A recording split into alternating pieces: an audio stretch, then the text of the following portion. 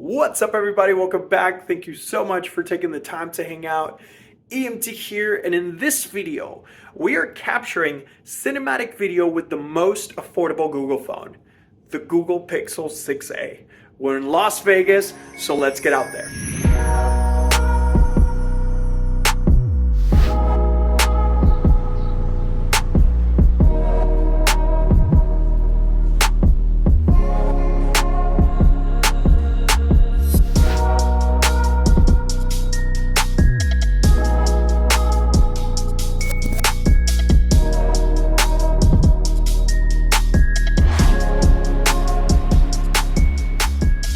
Alright, so we're back in Southern California. This weekend was such a blur, but we had a lot of fun. Let's jump straight to tip number one on how to capture cinematic video with your Google Pixel 6a. And tip number one is going to be achieving the 180-degree shutter rule for cinematic shutter speed. So if you're filming at 30 frames per second, your shutter speed should be set at 1/60th of a second.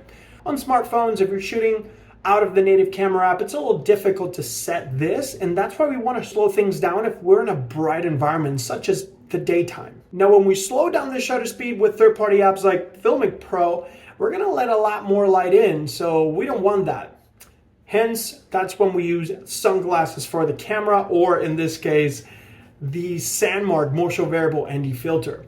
And the cool thing about this filter is that it has the ability for you to increase the intensity of the neutral density filter. So you can start light with an 8 or go all the way up to the maximum extreme. And the cool thing about this is that it mimics motion in the way the human eye perceives it.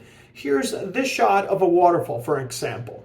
You can see on this clip that the waterfall is a little crispier, very crispy. You could totally see that this was filmed with an action camera or a smartphone. But the moment we apply the Sandmark Motion Variable ND filter, everything looks a little bit smoother, a little bit creamier, a little bit nicer. And this is one of the many qualities that elevates video and makes it look a little bit more professional.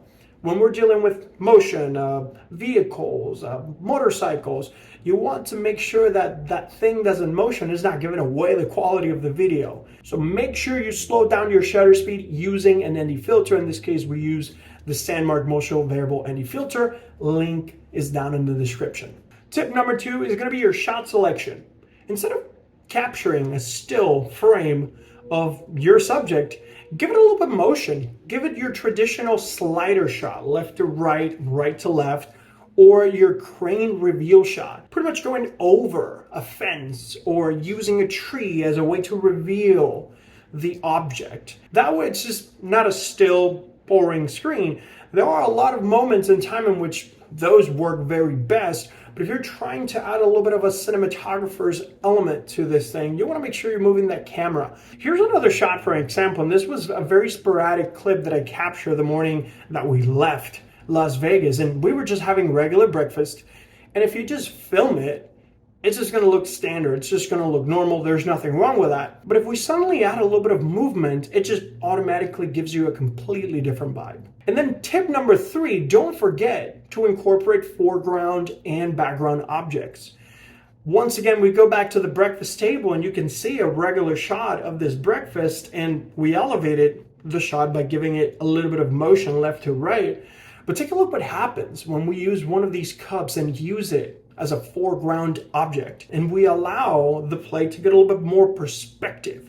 It could be a cup, it could be leaves or a tree or something. It could be another phone, it could be a purse or a wallet that you put right in between. When the object is blurred out because it's super close to the lens, there's really not that much telling what it is, but the purpose of it, right? Giving you that surprise element, that depth perspective goes a long way. Just to recap, slow down that shutter speed to achieve cinematic shutter speed. You could totally use a Sandmark Motion Variable ND filter. Level up your shots with a slider maneuver, a crane jib shot crane maneuver, or a dolly maneuver. Just add some motion to the type of shots that otherwise you would be stationary. And number three, don't forget to leverage foreground and background objects for that added depth perspective. It goes a long way. But I want to know what you think. Let me know your thoughts in the comment section down below. If you have any questions or suggestions, drop them down there so we can continue to create relevant content for you. If you enjoyed the video, give it a thumbs up and consider subscribing. This entire thing was shot and filmed